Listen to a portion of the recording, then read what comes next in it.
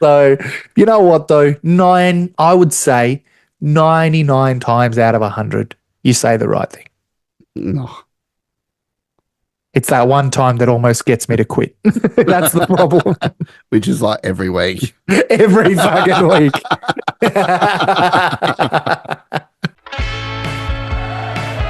G'day, this is the Two Beards Wrexham Podcast, your go-to for all things Wrexham AFC. Join us as we chat about the highs and lows of our favourite footy club. She'll be right, mate. G'day, beard brethren, Sheilas, fuckheads, and just all-round legends. Welcome to another week of the Two Beards Wrexham Podcast, the podcast brought to you by Australians. We're Aussies, and we're red hot. Right. Maybe not as red hot as Adrian's beard, but we're red hot. I'm red on red, mate. That's all I am. Oh, gee, you got to be careful you don't disappear into the background now. Oh, I genuinely think I could. Like, anyways, I mean, I'm white enough to be the white. I'm red enough to be the red. Anyways, it's a conundrum. But yes, another week, one to forget in terms of match day. But we back, and for those of us who maybe think, who make the comment when the owners get bored or when the new fans get bored, well, guess what?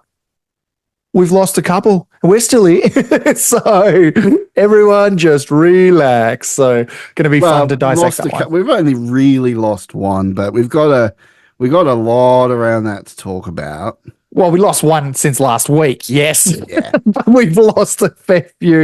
If you look at our last run, I took a little screenshot of it to go into later on, but we'll get into that. But I know you have to do some housekeeping. Housekeeping. Wait, we've only lost 3 games this season. What are you talking about? We'll get into it, Chief. Or are you talking about the everything one and all that sort of stuff? I'm talking about form in the last 2 months. Form. Yes, the form is important. It's not about the size of the gun, it's about the motion in the ocean, as they say. That's it. And our motion has not been moving. It's not been moving. No, it's not. So we got some shit to talk about and get off our chests. And it's akin to masturbation, where you rub one out and climax and just get it out of you. Sometimes you just got to blow, right? That's my theory. I have no idea where you pull that analogy from, but definitely know you pulled it from your pants. Let's get into the actual housekeeping so we can get on with the fucking show. Yeah, we don't want to go off the rails too soon like we did last week. Oh, well, you did too soon. Yeah, housekeeping. Guys, do you want to become a fuckhead? Do you like yourself as a bit of a menace, a bit of a cheek? Do you like a good joke? I hate two beards. Can you handle it? That is the question. No, I can't. I never want to handle it. Shut the fuck up. $5 a month. $5 a month will get you access to our fans only Discord, gets you shout outs on the podcast every single week, discount off our merch store, giveaways in the Discord, and early ad-free access every single week, all for $5 a month. Guys, get on it. It is a good program. We got a good little community going there, and we got a lot of people we want to thank this week as well. So links will be in the description down below. But we all want to hear Adrian's sultry tones reading out those names, just like he would read it out if he was getting fucked in bed. See, this is how again, don't know where you're getting these segues from. When you read these names this week, Adrian, I want you to put some effort into it and make it sound like you're screaming out their names in bed. Nope. Nah, how about we just go with the usual, which is also what I say in bed. So we've got a lovely fuckheads to thank. We have got a beautiful bunch, but we've also got different tiers. So the $5 tier is our fuckhead program. That's all it is to get into the Discord. You get a thanks every week. But obviously there's the different tiers to, give you a little bit more. For example, we have a $10 tier and a $20 tier. So they're called the Fuckheads Plus and Fuckheads Ultra, and they are our executive producers, and we cannot do the show without them. That little bit extra is getting us to Wrexham, and we cannot thank you all enough, but especially our executive producers. Without you, we would be nothing. So, Sarah, Anthony, Welsh Techie, Bryant, and Not PC, my friends, thank you. And for the rest of our fuckheads, just what a good bunch. Aaron, Will, Chris W, John, Anthony R, Deandra, Mark, Drew, Neb, Ryan, Jake, Vincent, Benjamin, Ryan from Me, the Wife, and Wrexham, Rouse, and good old Big Red over here, Adrian. So from us to you, thank you. And for those who want to join, feel free. If not, even just hitting a cheeky like or a subscribe helps us a massive amount. So we really appreciate you being here. And I'm really looking forward to talking some football. Yeah. Fuckheads, unite. If you want Adrian over here to read out your name like he's in bed, get in the Discord chat and demand it. Demand it. What are we going to do? Like what is this, like Big Brother After Hours? But it's just like, instead of the turkey slapping incident, it's just me like moaning everyone's name in the Discord. Is that what's going to happen? No, you'd be like, oh, Aaron. No, because people are listening to this and they're like kids in the other room, mate. Oh, no, Christ. I'm out. I'm done. I'm done. You know what? Let's just fucking woo. All right. Let's do it. After the break, we're going to talk about the Stockport game. Guys, if you want to relive the disaster that was the Stockport game, hang around because we're going to get sad. Let's go.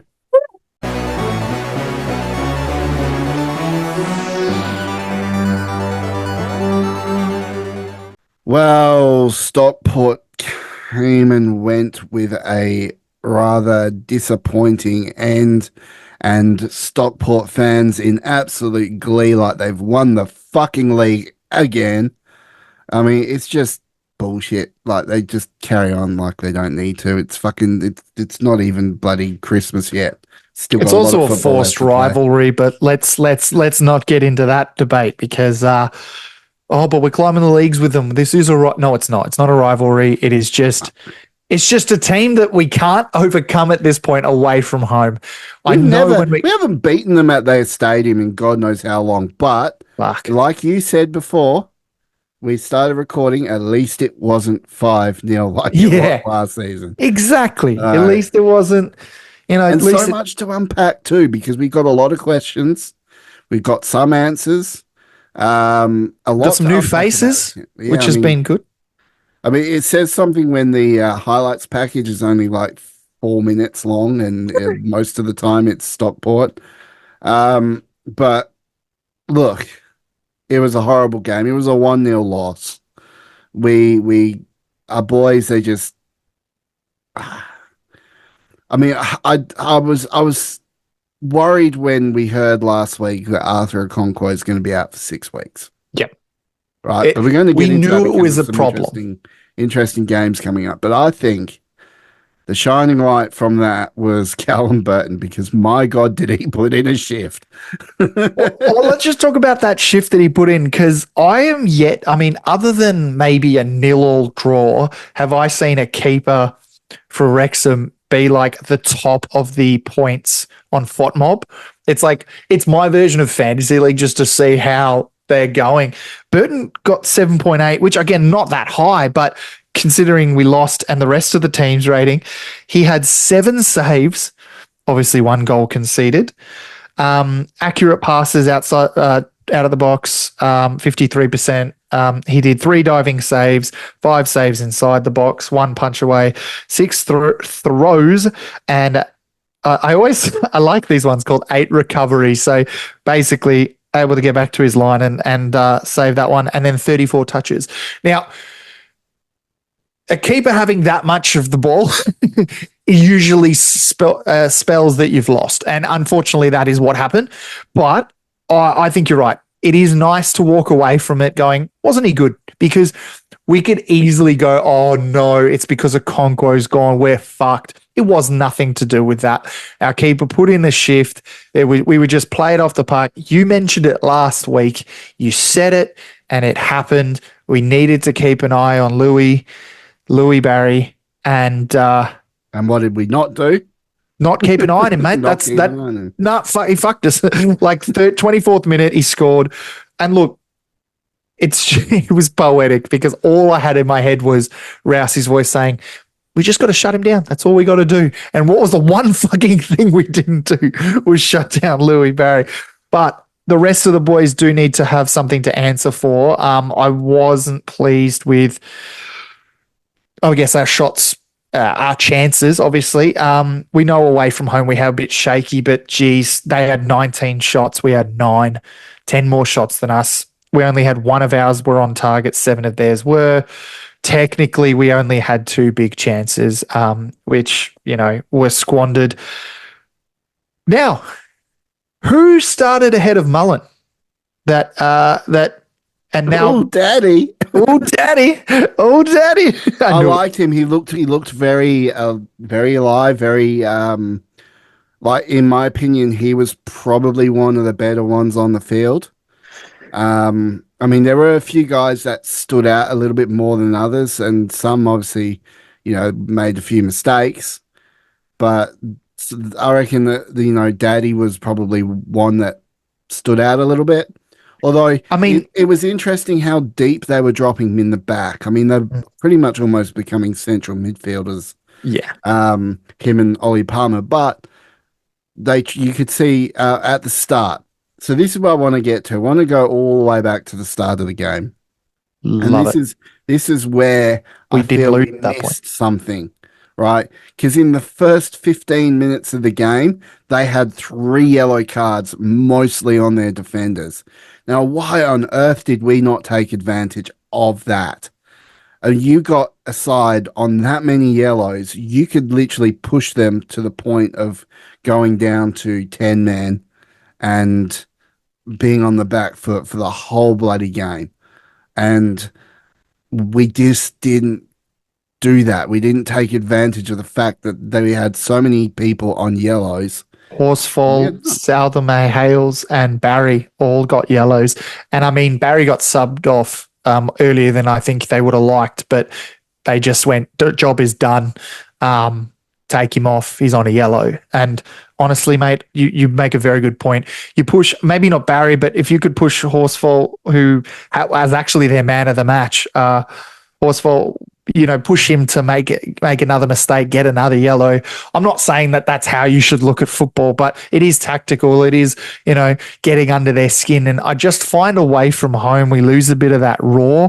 Maybe not McLean. I mean, he's pretty fiery fucking every week, but everyone else, I don't know. We lose a bit of that bite. And I think that kind of showed in that moment that you just discussed, because that was an opportunity to kind of get it. If we could get them down to 10 men, maybe it would be a chance. But I mean, let's be real here. It was a defender's game for us. Like the attackers, yes, Daddy did well. But there wasn't really much opportunity for them because they were just too busy defending from that.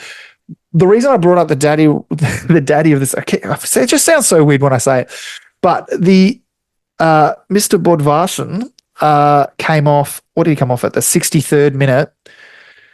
He obviously started ahead of Mullen. Do you think that changes anything? I don't think it does. Just first and foremost, I don't think it does. But there was a bit of chatter around. Well, okay, people are talking about giving Mullen a chance, but then he's not starting. But I'll be real. I think at that point, it didn't matter who was on there, that we weren't getting through. Do you think was the right call to start with Daddy, or do you think Mullen should have been? Absolutely. Look, I know we had this whole Mullen debate, and they had a bit of a Mullen debate on Rob Ryan Red as well, and we had a bit of debate with Paddy when he was on. So. And I actually said, what's going on? Is Mullen in a form slump? Does he need some time on the bench? And I couldn't help but feel that was a little bit of a statement for Mullen, to sort of say, hey, you need to get your shit together because you're not getting into the right positions. You're not scoring. You're not, he's causing a little bit of a hassle, but for whatever reason, it's just not clicking. And maybe that was just Parky trying to give him a bit of a wake-up call, saying, hey, we've got people here that are going to jump in and take your spot if you don't start pulling it together.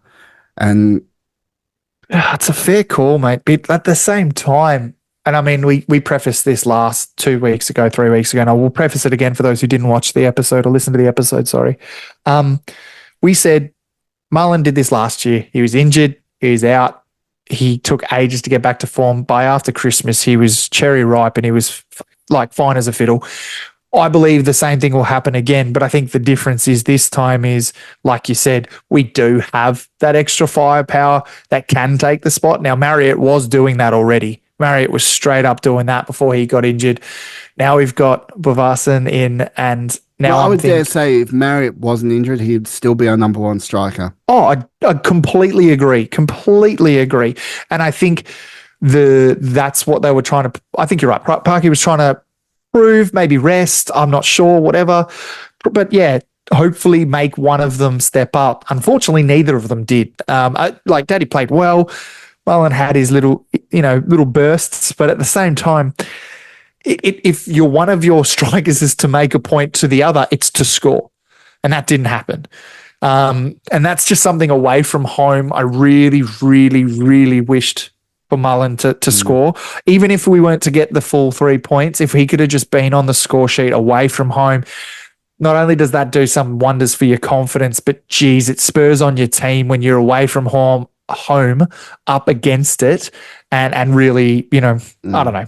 I'm reading into it too much. The only thing I think Daddy's really got to sort of gel with is actually just gel with the team. And because I found him doing a lot of the same stuff that Ollie Palmer was already doing. And sometimes they were in the same, both of them were in the same area of the pitch. Ollie Palmer would bring a header down and there would be no one there, where normally you would expect someone like Paul Mullen to be running through on an overload or something. But he was heading it down into areas where there was no one. It was just full of Stockport players. And, that obviously comes with time. I think, the boys just got to learn what Daddy likes and what this is fucked. and with such children. Poor guys, that's his name. He's lived with this. Yeah, I know, right? He's got to figure out where Daddy wants it and how Daddy will get likes it, and then just go and give it to Daddy. That's right. But I did want to mention someone who was a bit of a star and also has been in the news a little bit. Barney had a very, very. He's just Mr. Consistent at the moment. He's really putting on performances. He's doing well. Rangers are currently looking at him, and supposedly they want to put an offer to him. And a lot of people are saying, why wouldn't you take it? You play European football. But I'm a Celtic fan, and you know who else is a Celtic fan? James fucking McLean. And James McLean came out with an Instagram post when that rumor went around, and he basically shut that fucking thing down. He goes, don't you dare. Don't you dare go to Rangers. Because so my point is, if there was any hope for Barney to be staying, it's that he's afraid of James McLean. And I hope he is, because James will run through the fucker if he goes to Rangers. But I wanted to put it to you. I think he should stick around. This is something that he's building. I understand. Maybe I'm being biased as a Celtic fan because I hate Rangers, but everyone's like, oh, but European football this, European football that. I think they're only in Europa League and not in Champions League like Celtic. Anyways, he can play that, or he can be a star in a League One side, get him to possibly get to Championship, and all of a sudden, sky's the limit. The guy's the mainstay in the team and is the face of the club. I don't know. That for me sells a lot more than getting knocked out 6-0 in Europa League games. What do you think? It's not happening. Good. No, not that it's not happening, but if you're Barney and you're getting an offer from a big club like Rangers, as much as I don't want to say they're a big club, and they play European football, and they're a big club. A lot of Wrexham fans have said that that's the bigger ticket. A lot of Wrexham fans have said that's the bigger ticket. I disagree, but what do you think? The only time I would seriously think that it would be even a remote possibility would be if it was one of the big six that came for him. only remote possibility, right? I know Rangers are quite a decent sized club, but this championship, they're not one of the big six. No. I'm talking. This Rangers is Scottish Premier League, my friend. Yeah, exactly. So they're not one of the big six, right? No, but they're not in Championship either. They're in their own different league. I'm looking at their level, right, where they're probably currently at. I mean, they're not Queen's Park Rangers. Different club. I mean, if Dolby can go into that and score fucking 4 in the last 3, and you know, I'm pretty sure he's going to do well in the Scottish Premier League, but it's the European football that's attached to it. He's not going to leave. That's the thing about Wrexham and their recruitment strategy is that the players that are in there do not want to leave. You know, they don't, because of how good the club is and how well it's run, the ownership model that they've got. They just will not. I mean, you tell me, you got something that's really that good, running that smoothly, a well-oiled machine. Everyone's pushing in the same direction. Why would you want to leave that? And that's the thing that I get. I mean, and the only reason I could see it possibly ever happening was if it was a Manchester United, Manchester City, Arsenal, Liverpool, you know, one of the big guys sort of thought, well, we're going to give him a start in our first 11 and we're going to pay him fucking $2 million a week, something that we could never compete with. And then they'll be like, okay, well, then it would be different. I'm with you to an extent. I think Big Six is a bit of a stretch. I think even just Premier League in general, middle table clubs, that they would. There is a big pay upgrade, and for some of those clubs who are mid-table had previously good seasons, so therefore they are playing European football. Obviously, things like that would factor in. I think Rangers is a hard one because is the Scottish Premier League the seller? No. Is Europa League, hypothetical Champions League the seller? Probably. That's I think the big one for a lot of football players. With Barney, it's a bit different. I think, like you said, we've got this it's a great program. I know a lot of Americans they talk about like the program that like the club that was on where the coach has got them on a trajectory, and that's the program that they're on. I know it's a very American saying, but the program that Parky's got put in place, and not just Parky, but from all the way, Humphrey's got in place, the owners, fucking all the way to the groundskeeper. It's all down to they move as one, and they don't leave anyone behind. And if they are to do it, then they would part with them on their own terms, like we did with Tozer and Luke Young. So yeah, I'm with you. I don't think Rangers is a pull. I hope it's not a pull, but James McLean will stop him regardless. Even if he even thought about it, McLean will just headbutt the fucker. So it'll be right. Well, that's true. That's true. And look, good luck to him if he does, but I don't think that's ever going to happen. And he's going to be a Wrexham boy for at least another year or two. We'll see where that one goes. But yeah, I mean, even he had an average game against Stockport. It was average, but I mean, it was still consistently better than. It was still consistent. It was still of a good enough level.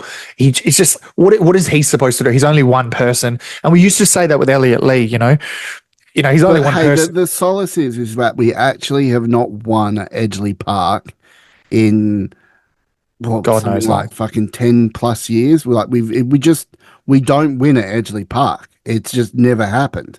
And in fact, last season we got stomped 5-0. At Edgeley Park. Hey, and an improvement, mate. That's all I keep thinking. But look, back to the start of the show would be like you brought up at the start of this little segment is I'm glad we have Burton because you and I were both questioning bringing in another keeper of his caliber to sit on the bench, not even maybe even be a bench player. When we've got someone like Old Mate.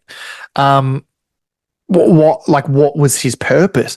Now I totally fucking get it. And we both said this, this happened last year when the whole Foster thing happened, and then Chomp came in, and then all of a sudden we got a Conquo in, and then he got pushed to the side. I think it's really good because Burton is going to bring in that esteemed head. He's not to blame for the loss. If anything, the loss would have been 5-0 if maybe any other keeper, maybe not if Conquo's there, but any other keeper, could have been a lot worse. I really look forward to seeing the next stretch of games, and I know we're going to talk about that in the next segment, but the next stretch of games, if he will be the keeper for the next 6 weeks in these games at home, where I really hope he thrives, and I genuinely think he will, to the point where Okonkwo will actually be probably given the time he needs to recover and maybe even come off the bench, not come off the bench, but like start on the bench a couple games and then go straight into the lineup after that, not rush him, because the last thing you want to do is rush your keeper in, who's been, the heart and soul of this rise. We really need to make sure we're cotton wool around his hands and his ankles and his knees and his everything. Yeah, I know, but look, I mean, I've always loved Chomp, but yeah, at the end of the day, he is a lot older now. He's sort of approaching the Ben Foster age almost, but Ben he's still Foster got age. he's still got it in him. I mean, Yeah, he does, but he can't save a penalty. Is Wrexham, no, Wrexham cannot do penalties, right? No, we know that. But what I love about that fucking penalty shootout, I know we've already talked about this in previous things, but that penalty shootout was meaningless. We were already going into the next round. It meant fucking nothing. And we did it anyways, and we still lost. And we still lost, yeah. Well, that's the thing. I don't think in my whole time watching Wrexham, I've ever seen them win a penalty shootout. Yeah, Can you tell me of one penalty shootout that they have actually won in the last 3 or 4 years? Oh, it'd be an early cup game back when we were in National League, possibly. But fucked if I remember any of that. No. So it's kind of like I say, and it's funny the dichotomy here between my number 2 team and my number 1 team. Oh, here it comes. Here it comes. You got my permission to talk about Celtic here, but Coventry can't win fucking penalties. I haven't seen them win a fucking penalty shootout in God knows how long. And every single time it came to them doing a penalty shootout, I'm thinking, well, that's it. We've lost. Right? And it happens every single time. I now feel the same way about Wrexham taking penalties. Yeah. If it's coming down to a game and it's going to be a penalty shootout, I'm just thinking we're fucked. That's it. We're going home. But here's the thing: penalties in general, we're good. Like if we get a penalty out in open play, someone gets taken down and we get a penalty, I'm confident as fuck. Even saving it, I'm confident we can actually possibly save it. But it's the shootout aspect. It's just having a line of them up, lining them up, and then just watching the faces of disappointment as we get knocked out of the trophy or whatever, however many years ago, in a row. But look, I think at the end of the day, I'm hoping we don't have to get down to that in a playoff. That's all I'm saying. Yeah. Yeah, exactly. The thought of that actually makes me want to throw up. It's a very harsh reality, but Jesus, I don't want that, mate. But look, We move on. We lost. Who cares? We keep going. I will just make mention of the form that I said I was going to talk about. Now, I took a fucking screenshot. Here we are. Old mate Racecourse Ramble actually posted this, so thank you, mate, for keeping us in the loop. So Sheffield United loss, Bolton draw, Peterborough win, Birmingham loss, Leyton Orient draw, Stevenage loss, Rotherham win, Charlton draw, Harrogate loss, Port Vale draw, Stockport loss. Now, tell me 2 wins out of those games. The Rotherham game and the Peterborough game, we're not in a good run of form right now. Where yes, of course, they weren't all league games, but it is getting to the point where we need a bit of sunshine and we need the sun to come out the other side. And something you brought up, which we're going to talk about in a moment. Do you want to preface what you were going to, the run of games we're looking ahead? All right. Well, you seem keen to end this segment. I don't want to talk about the loss anymore, mate. I'm done. Oh, All look, right. actually, one last thing. Commend the Stockport fans who understand what it is. We're all going up together. I'm not saying we should support each other, but we're going up in the ranks together. As much as you might love a good win against us, because I would have loved a win against you guys. I commend those who took it in stride and said good luck, for the rest of the season until we meet again. But Yeah. for those who put in their fucking bios, like the fucking Stockport official X page, which said Wrexham W, like they beat Wrexham, like fuck off. Like, I understand they were just leaning into the bit and it's a bit of banter, but come on, guys, don't force a rivalry that's just not there. They keep doing it, don't they? Well, they still have to come to the race course and we'll get them on back. So Yep. let's do that. Anyway, all right. Well, look, after this, we've got some interesting games to talk about. A good run in coming into the Christmas break. Let's do it. Let's go to a quick break, come back, have a bit of fun and chat about what is to come, what will be, and we'll just go with that. All right. Fuck it. Let's go. See you after the break, guys. Woo!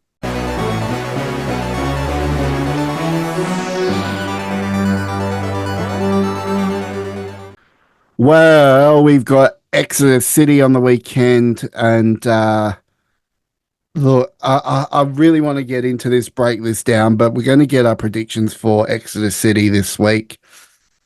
I think the boys will bounce back, and coming into this next run of games, it's going to be very important that we do, because if we're going to emulate the likes of Wickham and if we're going to emulate the likes of Birmingham and these guys, then we want to go on a good run here. And we want to string together a bunch of undefeated runs, so draw or win. We need to get that 2 points per game back. At the moment, we're just hovering below it, but we can easily get that back and claim our rightful spot in the automatic promotions. But to do that, we start this weekend with Exeter City at home. Now, Exeter City at home, how do we see this one going? Now, Exeter City, interesting side. Rather, up and down on the form. They've had some good form. They've had some, they're not really a side I'd put in the promotion push or the playoff push. What do you see happening here, Adrian? Where do you want to go with this one?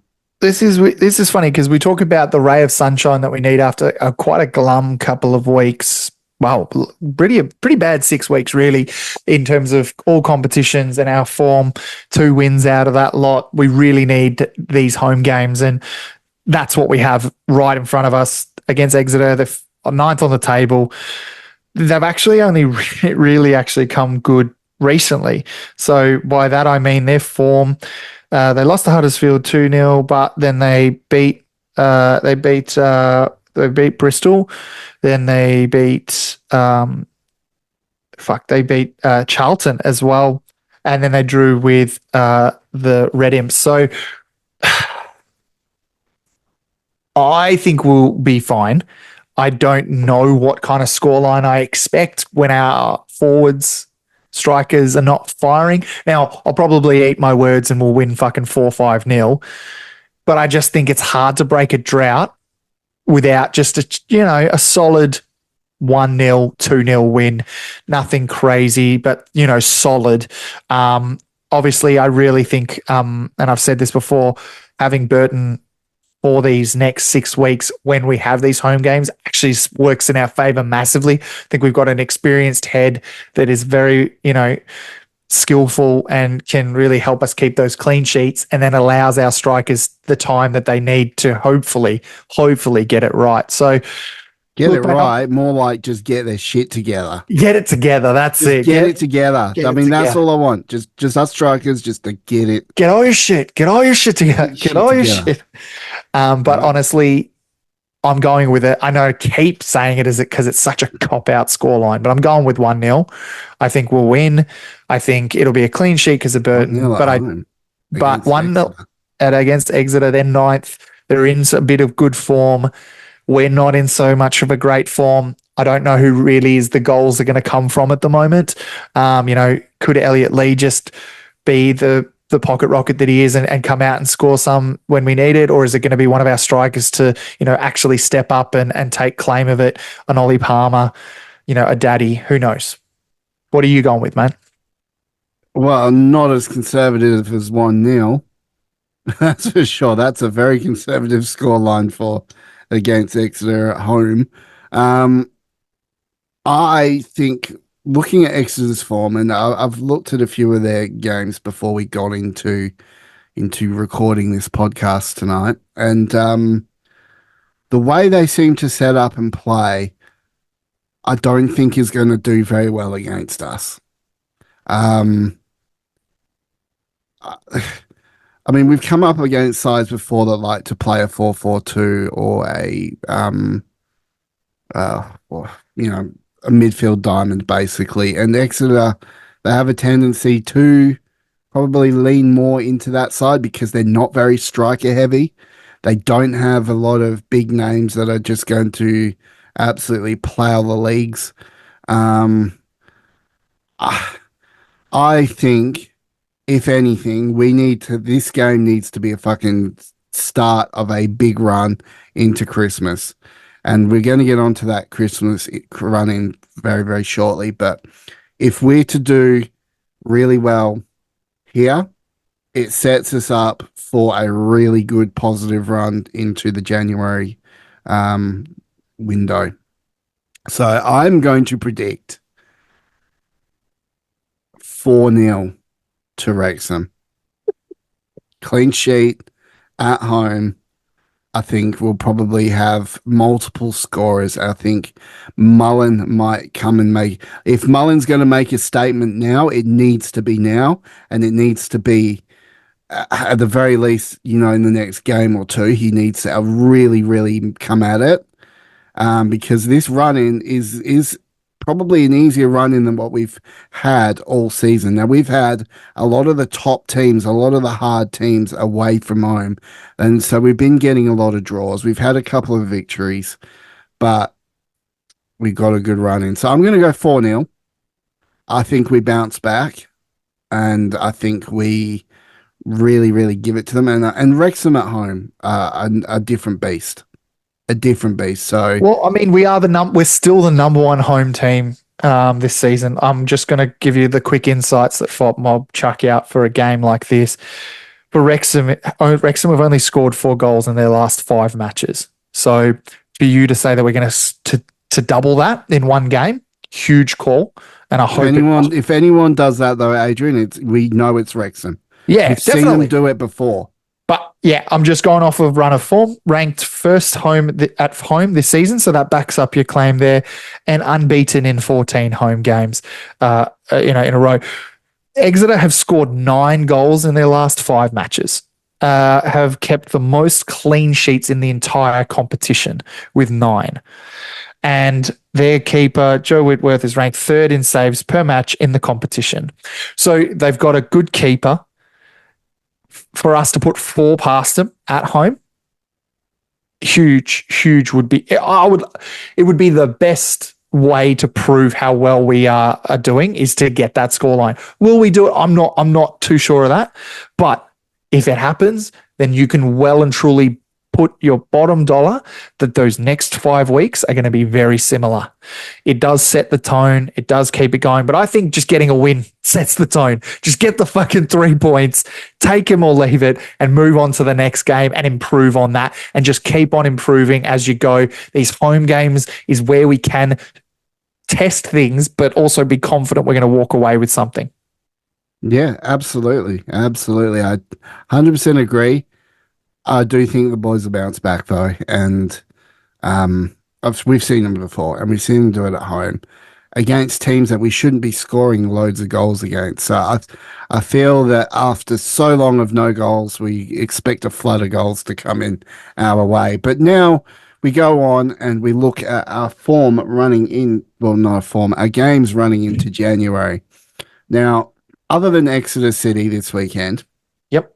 right? 6 of our 9 games running into January are at home.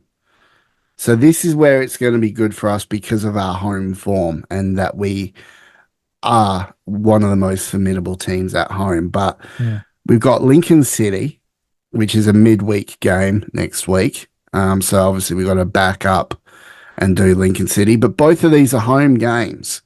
So we got 2 games at home and then a third game at home. So next 3 games all at home.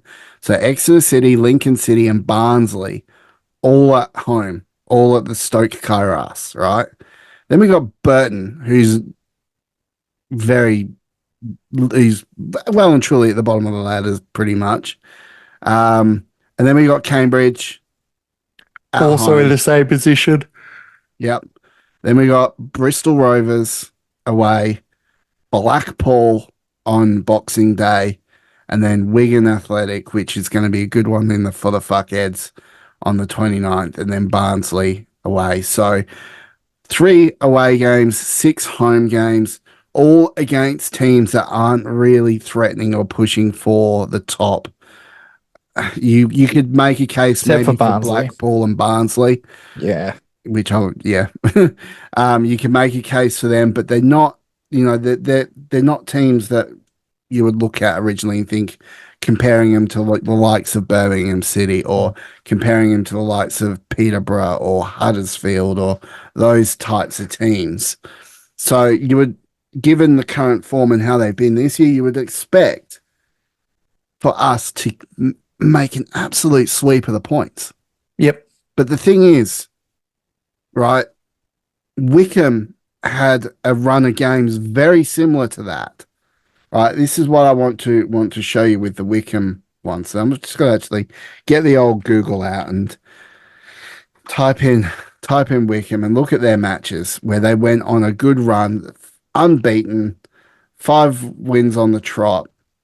Now, looking at the last, so they had Wigan, they had Stockport. Obviously, Stockport's different, but they had Leighton Orient, they had Burton Albion, they've had Barnsley, Bristol Rovers. So this is where this is like the exact run that we're about to go on.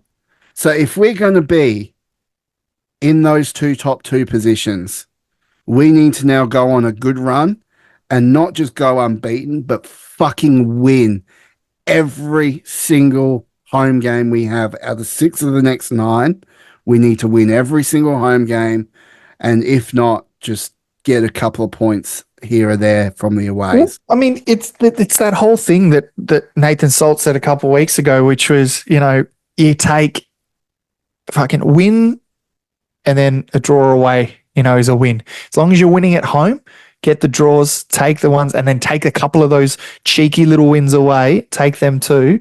But, we know they're going to be few and far between. This is where you capitalize. This is the bread and butter of Parky Ball is home. We need to win.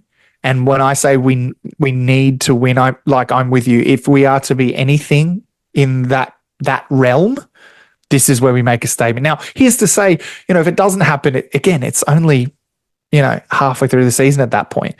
It's okay.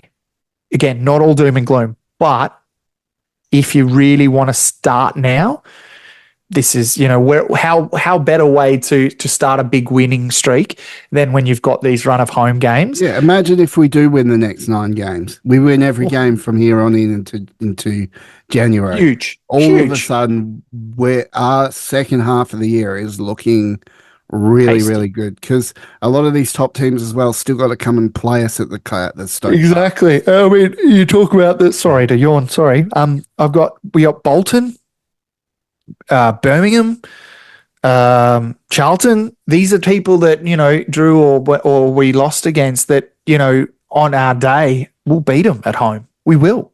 I'm very confident of that. But at the same time, these are what we call the banana peel games. The games we should be winning. tend to not be the case because it's football. At the end of the day, it's football.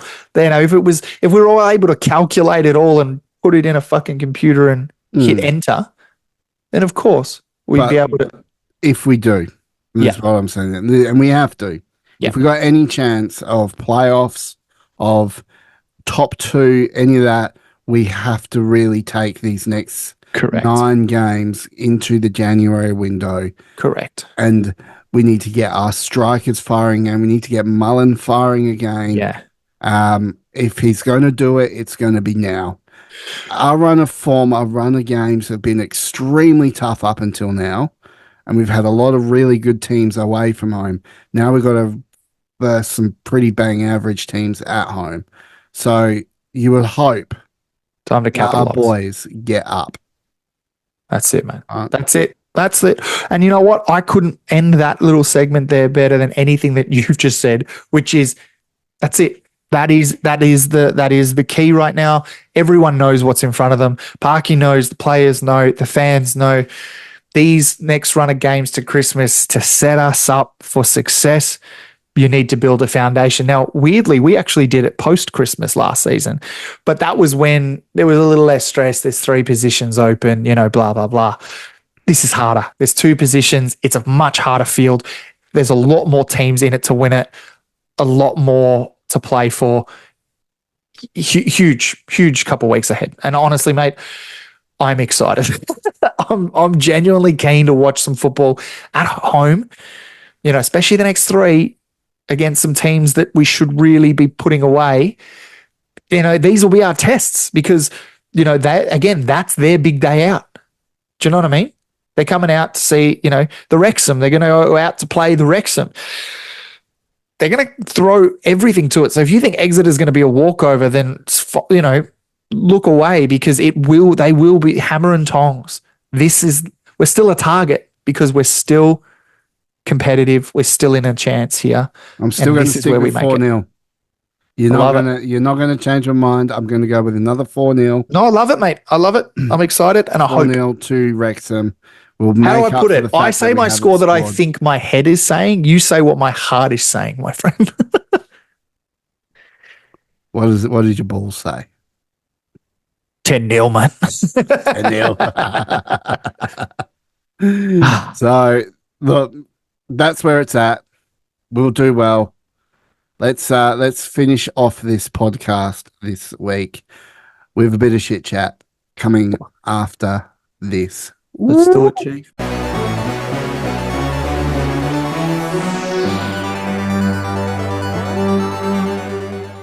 Wow. How did you feel knowing that Arthur Okonkwo broke his hand? I mean, that's the worst fucking luck you could ever have, man. Worst luck you could ever have.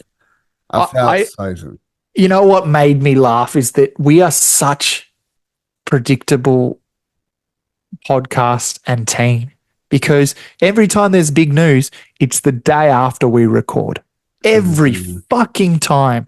And I'm not that I'm saying that it's Arthur's fault. I'm not saying that. I'm just saying what bad luck that we're the last to talk about it because we're the first to record and we're the last to the news of that one.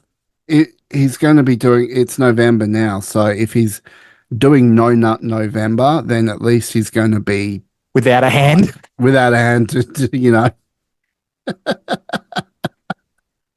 So fucking end of the episode now. That's it. No, that's peak. That's the peak of this episode, guys. No glove, no love. If there's any time to break your arm or break your hand, it's No Nut November. Jeez, he's really planned it. He's really planned it. He planned it, mate. It's all happening. I mean, it's a fucking conspiracy. Not saying that I even entertain the idea of No Nut November, but some people do, and good on him. And obviously, I thought we would more talk about Arthur. Let's not go into the No Nut November section of the fucking. Well, my point is, this shit chat. I mean, have you ever done? Oh, you're married, so you have no nut whole year. Yeah, pretty much, mate. How did you know? You know what though? I'm keen to see what the other gloves can do with Burton. And I'm trying to lean into this one here because he's in it for November. And he's already palming them off like it's hot. Like, you know what? His hands will be tired at the end of these 6 weeks, I think. Well, I mean, Arthur Okonkwo's Vaseline tubs that he uses on his gloves will be well and truly free to use. So, you all right? No. Are you going to twerk for the camera? Oh, it was literally what I was doing. No, just.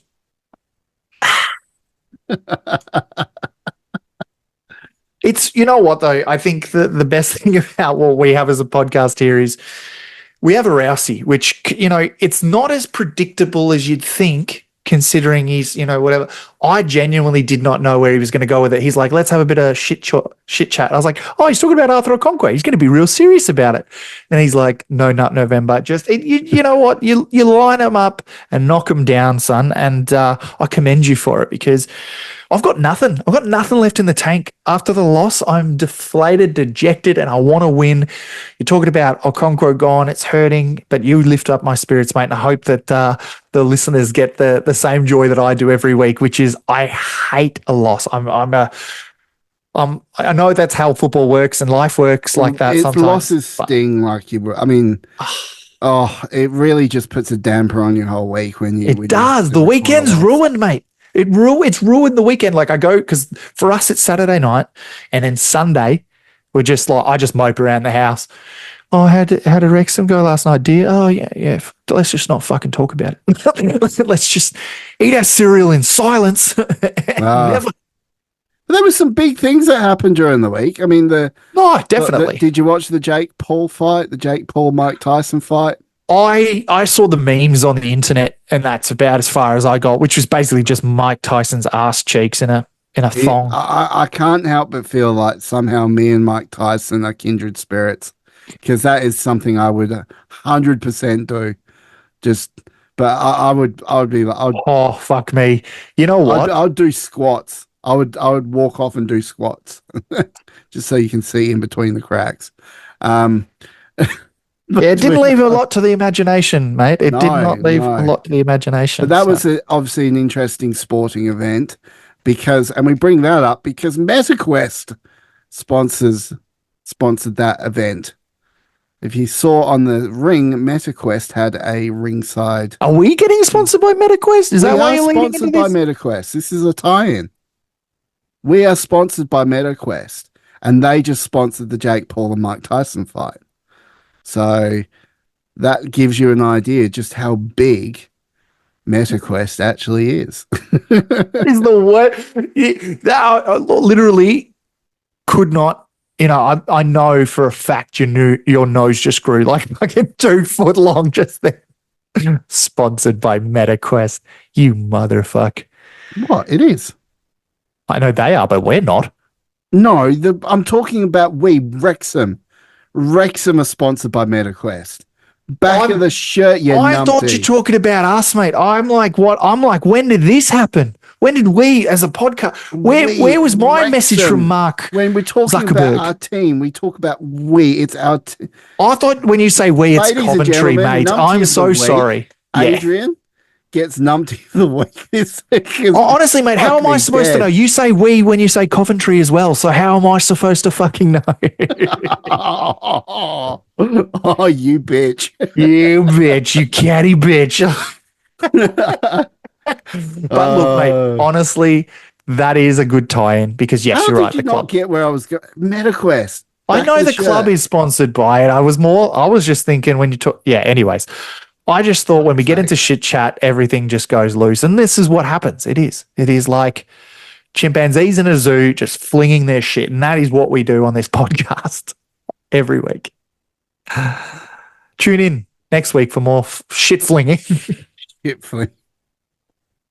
So it's like that rhino one where the rhino farts and he's like spins his tail and it just flings shit everywhere. You know what we do? That is the epitome of Beards Wrexham podcast. Is we just fucking just fling that shit and if it sticks, it sticks. If it doesn't, it doesn't. It's our spirit animal, mate. And you know what? I bet you there are some people that have watched our podcast over the years, and we've gone to make a joke, and they're sitting there in their cars or wherever it is they're listening to the podcast, and they're just like, these fuckers. Tell you what, I mean, fucking the joke is just fucking stupid. Like, I bet you like silence or crickets. You know, we try and make a joke. Yeah. And it just falls flat and everything. And they're just sitting. I mean, because we don't actually get to sit, they're not a live audience. We don't actually get to experience them laughing or any of that sort of shit. But I bet you there's been plenty of jokes that we've put out there where they've just been like, fuck, dude. There is a theory. I have a theory that we have like that 1 in 10 joke lands. Like we try 10 out of 10 times. Like we try every time to make a joke land and it doesn't. Only one of them does. And like we're like Wrexham trying to score gols. Exactly. Fucking not on target. That's it. That's what this episode's called. Not on target. Hey, did we just get our title? Yeah, that's it, mate. That is it. That's the title of the episode. That is how I sign off. Job done. Fantastic. I love that. I fucking love that. Well, guys, that is it for this week. We hope that you come and join us in the Fuckheads. Links will be in the description down below, or just leave a comment, reach out to us. Super chats get shouted out on the following week's podcast, all that sort of stuff. But we love you all. Give us a like, share, and subscribe. It helps with the algorithm. It helps us a lot. And on that note, I'm your host, Rousey. That's Adrian. He is a sexy beast. Hello? Mike Tyson? You want to fight Rousey? Yeah, bring it on. Yeah, right. Let's do it next week. And that's the joke that gets the crickets. Exactly. But you had to put it in there to cement what we're trying to say. There we go. All right. Well, guys, thank you for joining us. All the links are in the description down below. We'll see you next week on the Two Beards Wrexham Podcast. Bye. Woo.